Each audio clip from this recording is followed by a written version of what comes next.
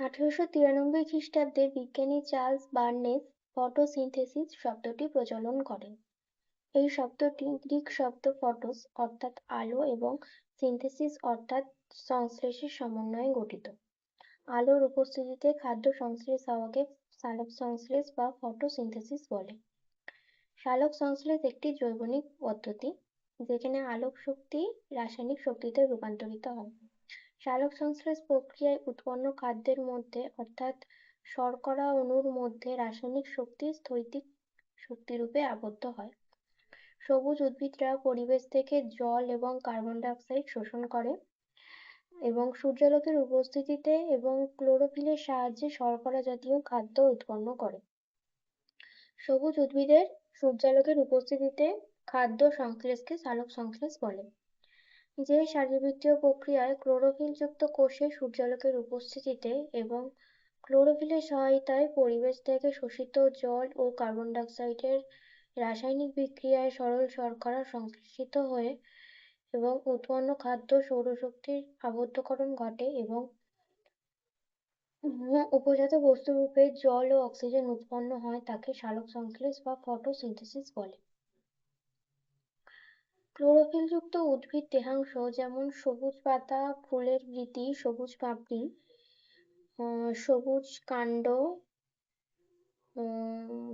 যেমন ফণিমনসা, লাউ, পুঁই, কুমড়ো ইত্যাদি, সবুজ মূল যেমন গুলঞ্চ, সবুজ শৈবাল লাইক স্পাইরোগাইরা কারা, এছাড়াও মস ফান ইত্যাদি। এককোষী জীব ইউগ্লিনা, ক্রাইসেমিবা, ব্যাকটেরিয়া, রোডোসিউডোমোনাস, রোডোস্পাইরিলাম ইত্যাদিতে ক্লোরোফিল থাকায় সালোকসংশ্লেষ সম্পন্ন হয়। তবে পাতার মেসোফিল কলা সালোকসংশ্লেষের প্রধান স্থান। ক্লোরোপ্লাস্ট হলো সালোকসংশ্লেষকারী অঙ্গাণু। সালোকসংশ্লেষের প্রধান উপাদান জল, কার্বন ডাই অক্সাইড, এছাড়াও রঞ্জক পদার্থ ক্লোরোফিল ও ক্যারোটিনয়েড এবং সূর্যালোক। আর সহায়ককারী উপাদান ATP, adenosine diphosphate, NADP+, nicotinamide adenine dinucleotide phosphate, RUBP, ribulose bisphosphate.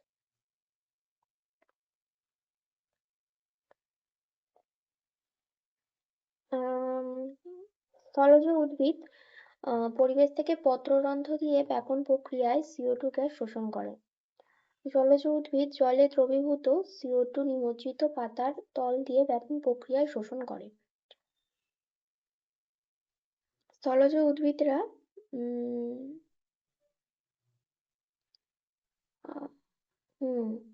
সালোকসংশ্লেষে carbon die oxide একটি প্রধান কাঁচামাল হিসেবে ব্যবহৃত হয়। সালোকসংশ্লেষে উৎপন্ন গ্লুকোজের সংকেত C6H12O6। কার্বন ডাই অক্সাইড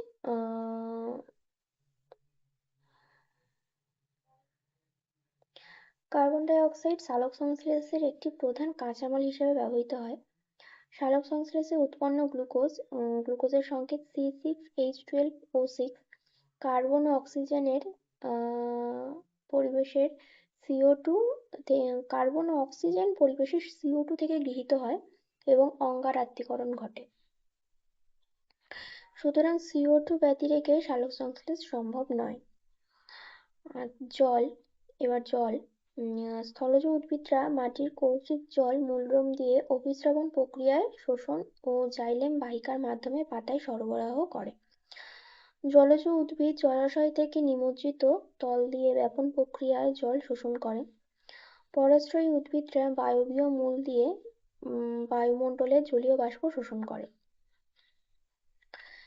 সালোকসংশ্লেষে জলের ভূমিকা। জল সালোকসংশ্লেষ প্রক্রিয়ায় একটি অন্যতম কাঁচামাল। সালোকসংশ্লেষ প্রক্রিয়ার সময় সমস্ত জল বিশ্লিষ্ট হয়ে H+ ও OH আয়ন উৎপন্ন করে। OH- আয়নের ইলেকট্রন ক্লোরোফিল অণুকে প্রদান করে। সালোকসংশ্লেষের অন্ধকার দশায় কার্বন ডাই অক্সাইডকে বিজারিত করার জন্য প্রয়োজনীয় হাইড্রোজেন জল বিশ্লিষ্ট হয়ে উৎপন্ন হয়। সালোকসংশ্লেষ প্রক্রিয়ায় উপজাত পদার্থ রূপে যে অক্সিজেন উৎপন্ন হয় তার প্রধান উৎস জল। ঠিক আছে, জলটা আরেকবার করতে হবে।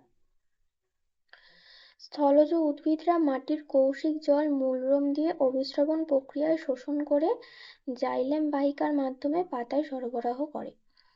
জলজ উদ্ভিদ জলাশয় থেকে দেহের নিমজ্জিত তল দিয়ে ব্যাপন প্রক্রিয়ায় জল শোষণ করে। আর পরাশ্রয়ী উদ্ভিদরা বায়বীয় মূল দিয়ে বায়ুমণ্ডলে জলীয় বাষ্প শোষণ করে। জল সালোকসংশ্লেষ প্রক্রিয়ায় একটি অন্যতম কাঁচামাল। সালোকসংশ্লেষ প্রক্রিয়ার সময় জল বিশ্লিষ্ট হয়ে H+ এবং OH- আয়ন উৎপন্ন করে। OH- আয়নের ইলেকট্রন ক্লোরোফিল অণুকে প্রদান করে। সালোকসংশ্লেষের অন্ধকার দশায় কার্বন ডাই অক্সাইড বিজারিত করার জন্য প্রয়োজনীয় হাইড্রোজেন জল থেকে বিশ্লিষ্ট হয়ে উৎপন্ন হয়। সালোকসংশ্লেষ প্রক্রিয়ায় উপজাত পদার্থ রূপে যে অক্সিজেন উৎপন্ন হয় তার প্রধান উৎস জল। ঠিক আছে, সূর্যালোক।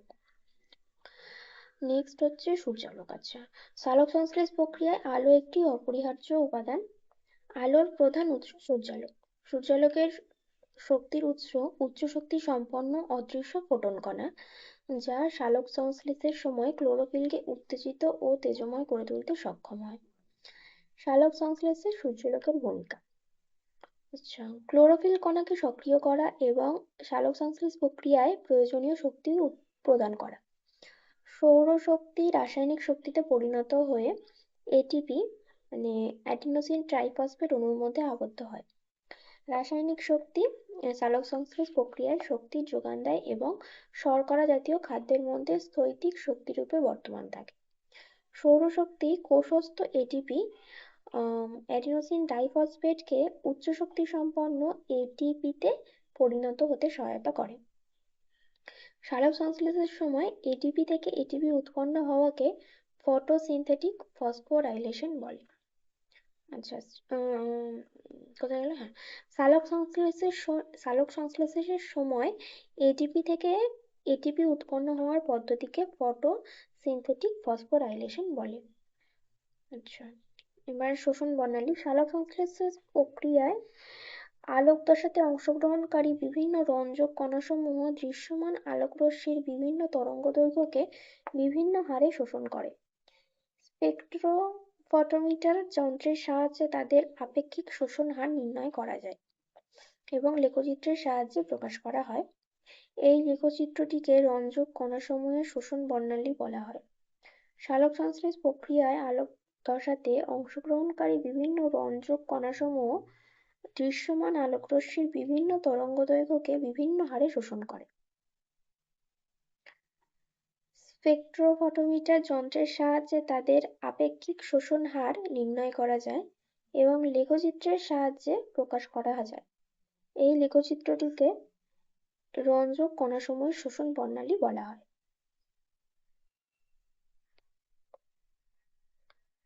আচ্ছা, কার্যপ্রণালী। আলোক দশাতে দৃশ্যমান আলোকরশ্মির বিভিন্ন তরঙ্গদৈর্ঘ্যের পৃথক পৃথক উপস্থিতিতে অক্সিজেন উৎপাদনের হারের মধ্যে তারতম্য লক্ষ্য করা যায়। একে লেখচিত্রের সাহায্যে প্রকাশ করা হলে তাকে কার্যপ্রণালী বলা হয়। দেখা গেছে লাল ও নীল বর্ণের আলোতে আলোক দশার হার সব থেকে বেশি হারে বৃদ্ধি পায়। সালোকসংশ্লেষীয় রঞ্জক। ক্লোরোফিল সালোকসংশ্লেষের প্রধান রঞ্জক। এছাড়াও ক্যারোটিনয়েড সালোকসংশ্লেষে অংশগ্রহণ করে। সায়ানোব্যাকটেরিয়ার ক্ষেত্রে ফাইকোবিলিন নামক রঞ্জক কণা উপস্থিত থাকে। ক্লোরোফিল। ক্লোরোপ্লাস্টের ডানাতে ক্লোরোফিল অবস্থান করে। ক্লোরোফিল 5 রকম: A, B, C, D, E ইত্যাদি প্রকারের হয়। ক্লোরোফিলের সংকেত C55H72O5N4Mg সালোকসংশ্লেষে মুখ্য ভূমিকা গ্রহণ করে। এটি উদ্ভিদ জগতে উপস্থিত থাকে, এটি সমস্ত উদ্ভিদ জগতেই থাকে। আর ক্লোরোফিল বি সবুজ উদ্ভিদ এবং সবুজ শৈবালে বেশি দেখতে পাওয়া যায়। বাকি যে সমস্ত ক্লোরোফিল আছে সেগুলো শৈবাল গোষ্ঠীতে উপস্থিত থাকে। এরা অ্যান্টেনা রঞ্জক কণা বা সহায়ক রঞ্জক কণা হিসেবে কাজ করে। সালোক সংশ্লেষে ক্লোরোফিলের ভূমিকা। ক্লোরোফিল সূর্যালোকের অদৃশ্য ফোটন কণা বা কোয়ান্টাম শোষণ করে সক্রিয় হয় এবং শোষিত জলকে হাইড্রোজেন H+ এবং হাইড্রক্সিল OH- আয়নে বিশ্লিষ্ট করে। সুতরাং সালোক সংশ্লেষে ক্লোরোফিলের ভূমিকা হলো সৌরশক্তি শোষণ করে সেই শক্তিকে রাসায়নিক শক্তিতে পরিণত করা এবং জলের আয়নীকরণ ঘটানো। ক্যারোটিনয়েড এটি ক্যারোটিনয়েড ও জ্যান্থোফিল রঞ্জক নিয়ে গঠিত। এবার সালোক সংশ্লেষে ক্যারোটিনয়েডের ভূমিকা।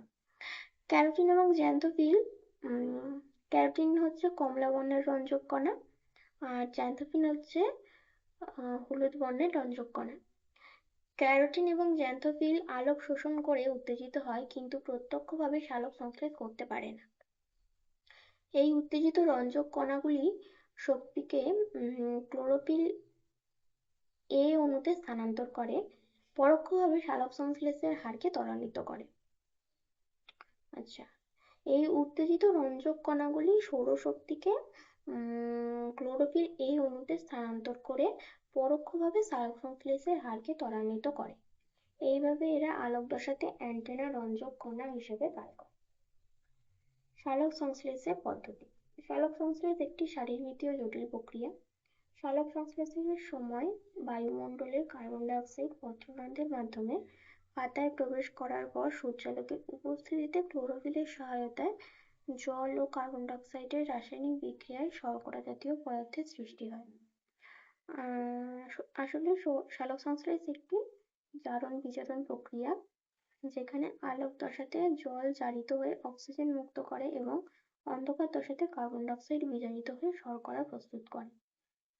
সালোক সংশ্লেষের সামগ্রিক রাসায়নিক বিক্রিয়াটি হলো 6CO2 plus 12H2O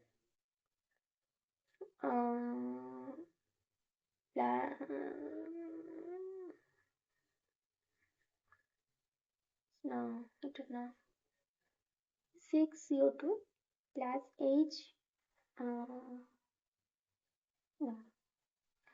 1905 খ্রিস্টাব্দে বিজ্ঞানী ব্ল্যাকম্যান প্রথম প্রমাণ করেন সালোক সংশ্লেষ প্রক্রিয়াটি দুটি পৃথক পর্যায়ে সম্পন্ন হয়, যথা আলোক নির্ভর দশা বা আলোক দশা এবং আলোক নিরপেক্ষ দশা বা অন্ধকার দশা।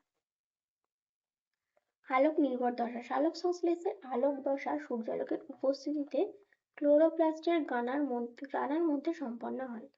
এই দশাটি আলোর উপস্থিতিতে ঘটে বলে সালোক সংশ্লেষের এই পর্যায়টিকে আলোক রাসায়নিক বিক্রিয়া বলে। আলোক বিক্রিয়ার প্রধান উপাদানগুলি হলো সূর্যালোক, জল, ক্লোরোফিল। এছাড়াও NADP+ এবং ADP প্রয়োজন হয়। এই বিক্রিয়ার পর্যায়গুলি হলো প্রথম পর্যায় হলো সূর্যালোক আবদ্ধকরণ। সালোক সংশ্লেষের সূচনায় ক্লোরোফিল সূর্যালোক শোষণ করে সৌরশক্তি সংগ্রহ করে। দুটি ফটোসিস্টেম বা আলোকতন্ত্র সূর্যালোকের বিভিন্ন তরঙ্গ দৈর্ঘ্য শোষণ করে। আলোক শক্তি হারভেস্টিং অঞ্চলে যে কোনো স্থানে শোষিত হতে পারে। ফটোসিস্টেম দ্বয়ের প্রাথমিক কাজ হলো আলোক শক্তি শোষণ করে তাকে রাসায়নিক শক্তিতে বা এটিপিতে রূপান্তরিত করা। PS1 এর অবস্থান থাইলাকয়েড মেমব্রেনের বহির অংশে এবং PS1 এর বিক্রিয়া কেন্দ্রে ক্লোরোফিল P700 উপস্থিত। আচ্ছা, PS2 এর অবস্থান থাইলাকয়েড মেমব্রেনের অন্ত অংশে এবং এর বিক্রিয়া কেন্দ্রে ক্লোরোফিল P680 উপস্থিত।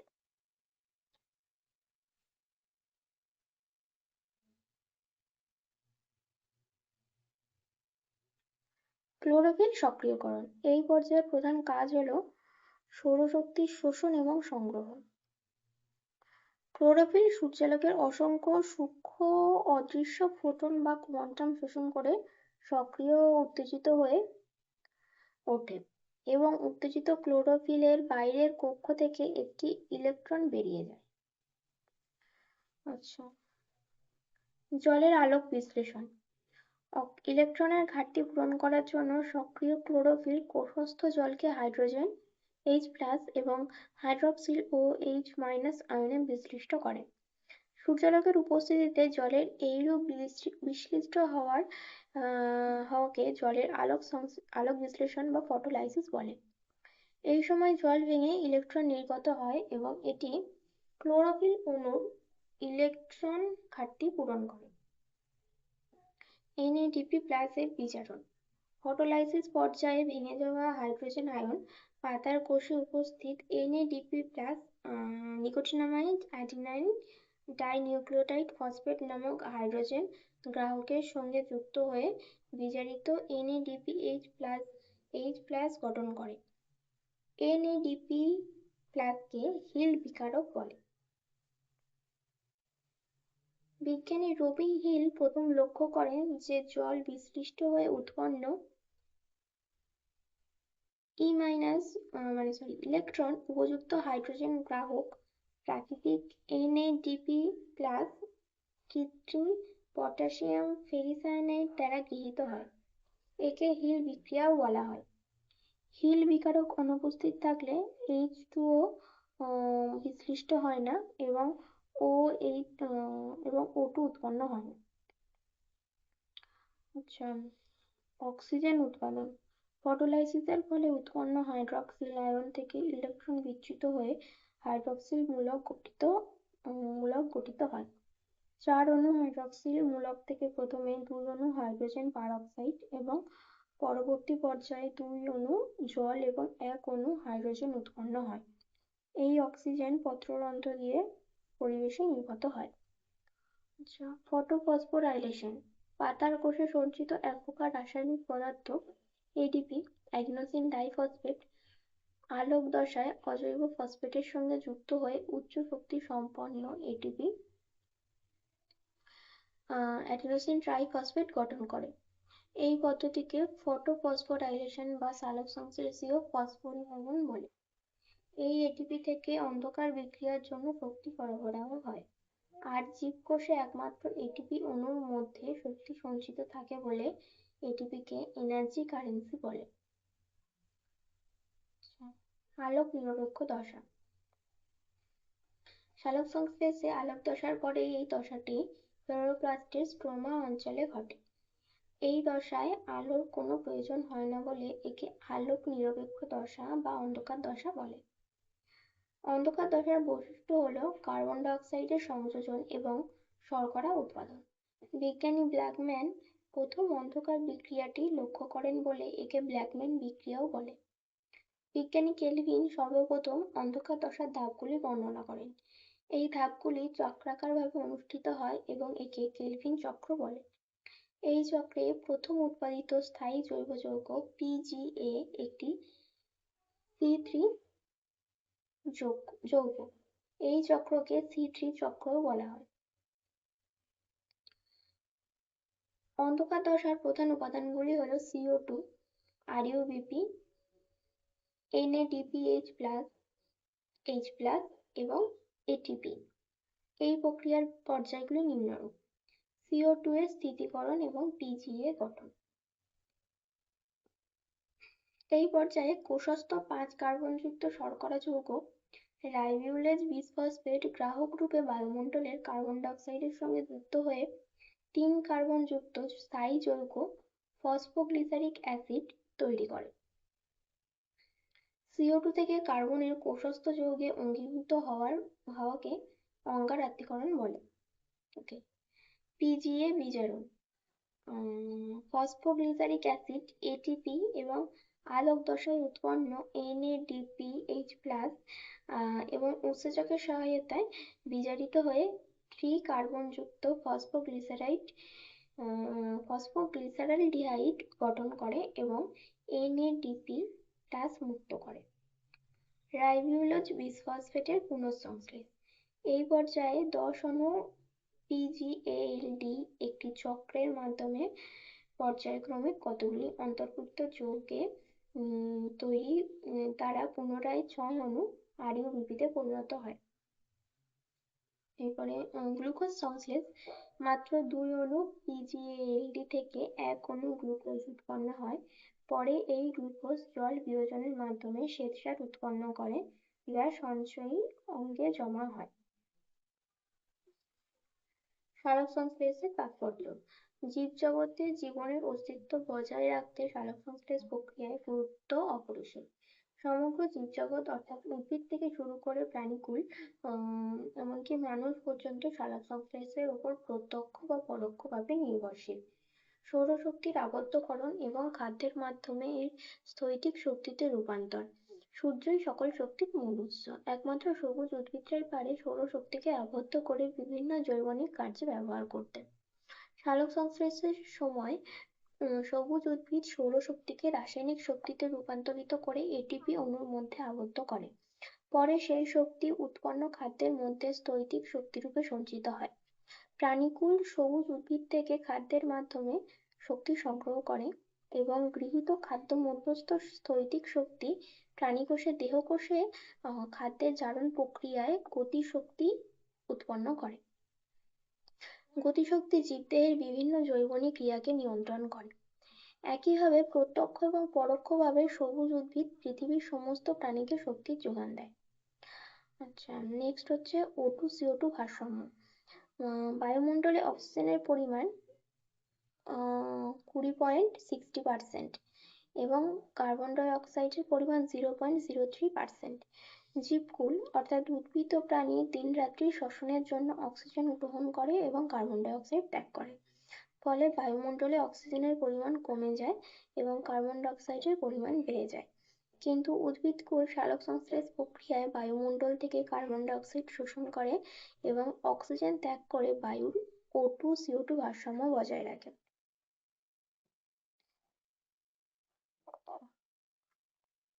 180 গ্রাম গ্লুকোজ অর্থাৎ প্রতি গ্রাম অণু গ্লুকোজে 686 কিলোক্যালোরি সৌরশক্তি স্থৈতিক শক্তি রূপে আবদ্ধ থাকে। সালোকসংশ্লেষে আলোর প্রয়োজনীয়তা তো হয়ে গেল। আচ্ছা, এবারে খনিজ ও পুষ্টি। ম্যাক্রো মাইক্রো মৌলিক উপাদান। উদ্ভিদ ও প্রাণীর দেহ গঠন ও পুষ্টি সাধনের জন্য বিভিন্ন মৌলিক উপাদানের প্রয়োজন হয়। এইসব পুষ্টি উপাদানগুলি জীবদেহের কোষ গঠন, বিপাক নিয়ন্ত্রণ, ক্লোরোফিল সংশ্লেষ ইত্যাদি কার্যে অংশ নেয়। এই উপাদানগুলির কম বেশি হলো জীবদেহে নানা রকমের রোগ লক্ষণ প্রকাশ পায়। এই উপাদানগুলির কম বেশি হলে জীবদেহে নানা রকমের রোগ লক্ষণ প্রকাশ পায়। উদ্ভিদের অপরিহার্য পরিপোষকগুলিকে দুই ভাগে ভাগ করা হয়েছে, যথা অতিমাত্রিক ও স্বল্পমাত্রিক। অতিমাত্রিক হলো ম্যাক্রো এলিমেন্ট আর স্বল্পমাত্রিক মানে যেটা অল্প পরিমাণে থাকে সেটা হচ্ছে মাইক্রো এলিমেন্ট। আচ্ছা, ম্যাক্রো এলিমেন্ট যে পরিপোষকগুলি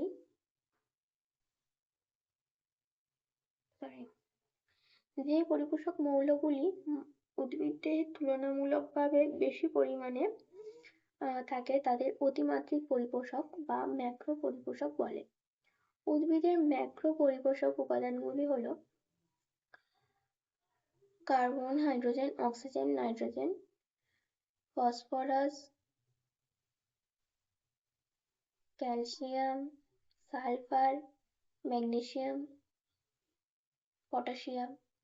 আচ্ছা, মাইক্রো উপাদানগুলি হলো যে পরিপোষকগুলি উদ্ভিদ দেহে অতি অল্প পরিমাণে লাগে এবং উদ্ভিদে এদের পরিমাণ 0.1 mg per গ্রাম শুষ্ক ওজন বা তারও কম, তাদের সর্বমাত্রিক পরিপোষক বা মাইক্রো পরিপোষক বলে।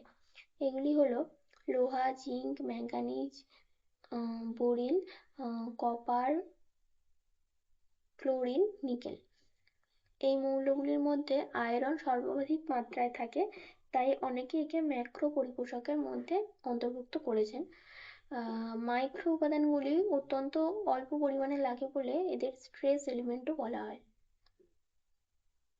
ট্রেস এলিমেন্টগুলি অধিক পরিমাণে উদ্ভিদের দেহে গৃহীত হলে তা উদ্ভিদের পক্ষে ক্ষতিকর হয়।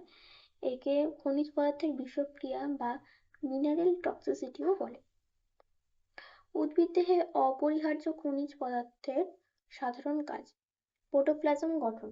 বিজ্ঞানী হ্যাক্সলে প্রোটোপ্লাজমকে জীবনের ভৌত ভিত্তিরূপে বর্ণনা করেন। বিভিন্ন মৌল প্রোটোপ্লাজম গঠনে অংশ নেয়। এগুলি প্রধানত carbon, hydrogen, oxygen, nitrogen, sulphur, phosphorus, magnesium, লোহা ইত্যাদি। উৎসেচক গঠন। বিভিন্ন মৌলবায়ন উৎসেচকের কোফ্যাক্টর রূপে কাজ করে। উৎসেচকের ক্রিয়াকে ত্বরান্বিত করে। জিঙ্ক মৌল কার্বনিক অ্যানহাইড্রেজ এবং অ্যালকোহল ডিহাইড্রোজেনেজ এর সঙ্গে এবং ম্যাগনেসিয়াম 2+ হেক্সোকাইনেজের কোফ্যাক্টর রূপে কাজ করে। জারণ বিজারণ বিক্রিয়া। লৌহ, তামা প্রভৃতি মৌলগুলি বিভিন্ন যোজ্যতা থাকে এবং ইলেকট্রন পরিবহনে সহায়তা করে। মাইটোকন্ড্রিয়ার শ্বসন সম্পর্কিত ইলেকট্রন পরিবহনের তন্ত্র সাইটোক্রোম নামক একটি লৌহ গঠিত যৌগের দ্বারা সম্পন্ন হয়। অভিস্রবণীয় ভারসাম্য। বিভিন্ন খনিজ পদার্থ যেমন nitrate, sulphate, chlorine, potassium ion অভিস্রবণীয় ভারসাম্য বজায় রাখে। ক্লোরোফিল সংশ্লেষ।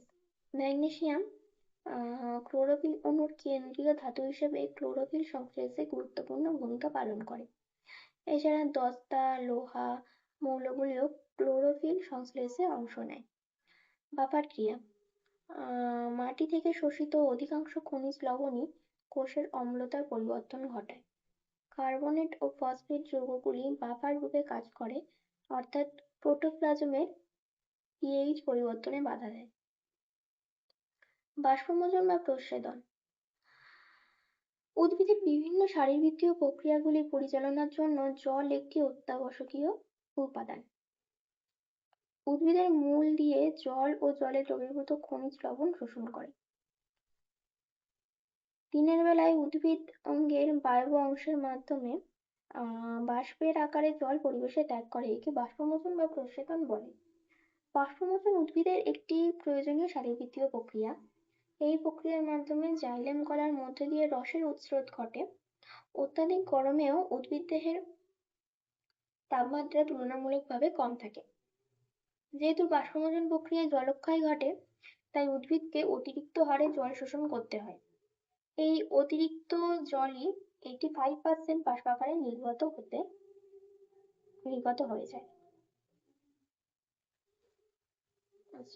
শারীরবৃত্তীয় প্রক্রিয়ায় উদ্ভিদ দেহের প্রয়োজনের অতিরিক্ত জল বাষ্পের আকারে বায়বীয় অংশের মাধ্যমে দেহের বাইরে নির্গত হয়, তাকে বাষ্পমোচন বা প্রস্বেদন বলে।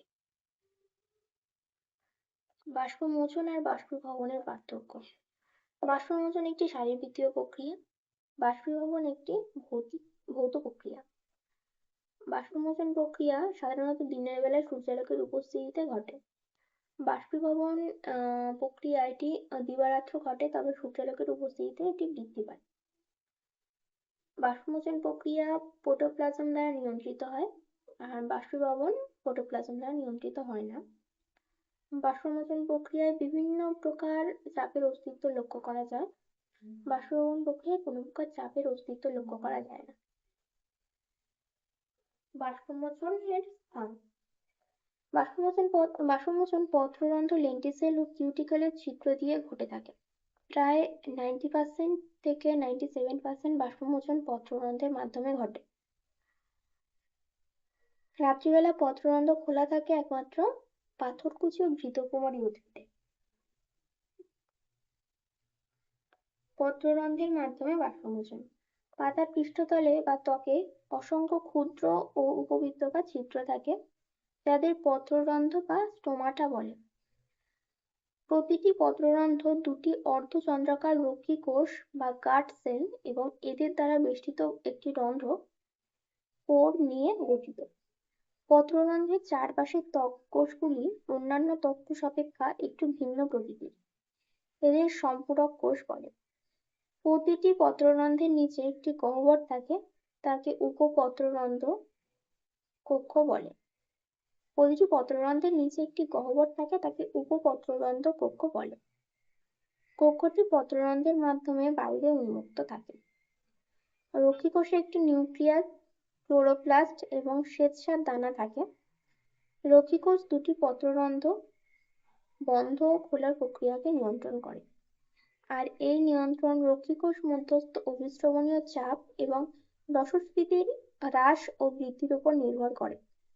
50-97% বাষ্পমোচন পত্ররন্ধ্রের মাধ্যমে ঘটে। লেন্টিসেলের মাধ্যমে বাষ্পমোচন। কাষ্ঠল উদ্ভিদের কাণ্ড শাখার গায়ে বিদ্যুৎ বিন্দুর ন্যায় উত্থিত লেন্স আকৃতির ছিদ্রগুলিকে লেন্টিসেল বলে। এই লেন্টিসেলের মাধ্যমে উদ্ভিদের বাষ্পমোচন প্রক্রিয়াকে লেন্টিকিউলার বাষ্পমোচন বলে। মোট বাষ্পমোচনের প্রায় 0.1% লেন্টিসেলের মাধ্যমে ঘটে। গ্যানাউপটোমিটার নামক যন্ত্রের সাহায্যে উদ্ভিদের বাষ্পমোচনের হার নির্ণয় করা যায়। গ্যানাউপটোমিটার নামক যন্ত্রের সাহায্যে কিউটিকিউলার বা ত্বকীয় বাষ্পমোচন। পাতার ঊর্ধ্ব ও নিম্নত্বকের উপরে অর্থাৎ বহিঃপ্রাচীরে কিউটিন নামক স্নেহ পদার্থের যে আবরণী থাকে তাকে কিউটিকল বলে। কিউটিকল প্রধানত বাষ্পমোচন রোধ করলেও কিউটিকল স্তরে উপস্থিত সূক্ষ্ম ফাটলের মাধ্যমেও বাষ্পমোচন ঘটে। 3-10% বাষ্পমোচন ত্বকের সাহায্যে ঘটে। বাষ্পমোচনের নিয়ন্ত্রণকারী শর্তাবলী। উদ্ভিদের বাষ্পমোচন প্রক্রিয়াটি স্বাভাবিকভাবে নিয়ন্ত্রিত হওয়ার জন্য একাধিক শর্ত বা প্রভাবকের উপর নির্ভরশীল। প্রথম হচ্ছে উষ্ণতা। পরিবেশের উষ্ণতা বৃদ্ধিতে প্রস্বেদনের হার বৃদ্ধি পায়। সাধারণভাবে 10-25 ডিগ্রি সেন্টিগ্রেড উষ্ণতায় পত্ররন্ধ্র বন্ধ ও উন্মোচন প্রক্রিয়ায় নিয়ন্ত্রিত হয়। গ্রীষ্মকালে বাষ্পমোচনের হার বেশি থাকে। বায়ুর আর্দ্রতা। বায়ুর আর্দ্রতা বা পরিবেশে জলীয় বাষ্পের পরিমাণ বেড়ে গেলে প্রস্বেদনের হার কমে যায়। অপরদিকে বায়ুর কম আর্দ্রতায় প্রস্বেদনের হার বেড়ে যায়। বায়ু প্রবাহ। বায়ু প্রবাহের বৃদ্ধির ফলে পাতার নিকটবর্তী অঞ্চল থেকে জলীয় বাষ্প অপসারিত হয় বলে বাষ্পমোচনের হার বেড়ে যায়। আবার প্রবল বায়ু প্রবাহে পত্ররন্ধ্র বন্ধ হয়ে বাষ্পমোচন হার কমে যায়।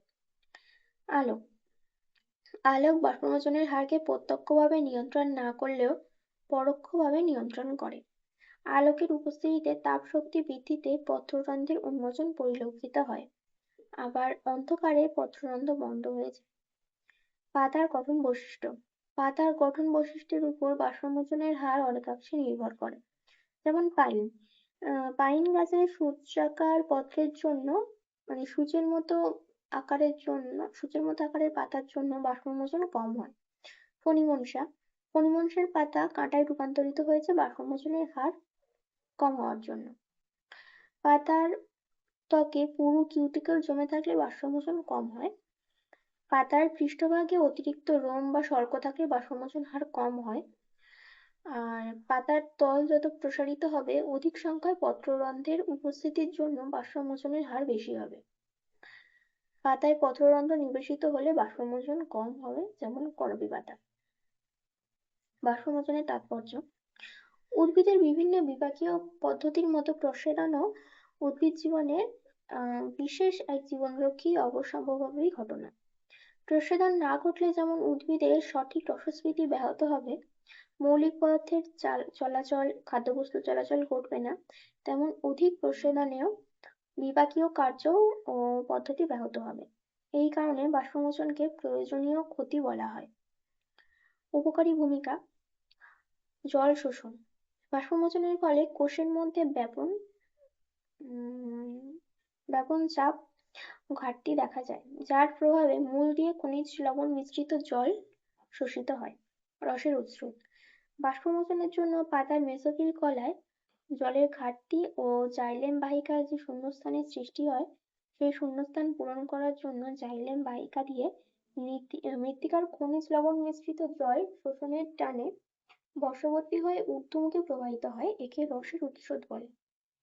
পত্রতলের উষ্ণতা হ্রাস। বাষ্পমোচনের সময় পত্রতল থেকে লিনতাপ গৃহীত হওয়ায় পাতার উষ্ণতা হ্রাস পায়, উদ্ভিদেও ঠান্ডা থাকে। ফলে অধিক আর উজ্জ্বল আলোকেও পাতার ক্ষতি সাধন হয় না। বাষ্পমোচনের সময় পত্রতল থেকে লিনতাপ গৃহীত হওয়ার ফলে পাতার উষ্ণতা হ্রাস পায়, উদ্ভিদেও ঠান্ডা থাকে, ফলে অধিক উজ্জ্বল আলোকেও পাতার ক্ষতি সাধন হয় না। রসস্ফীতির চাপ বজায় রাখা। বাষ্পমোচনের মাধ্যমে অতিরিক্ত জল নির্গত হয়, যার ফলে মেসোফিল কলায় স্বাভাবিক রসস্ফীতি চাপ বজায় থাকে।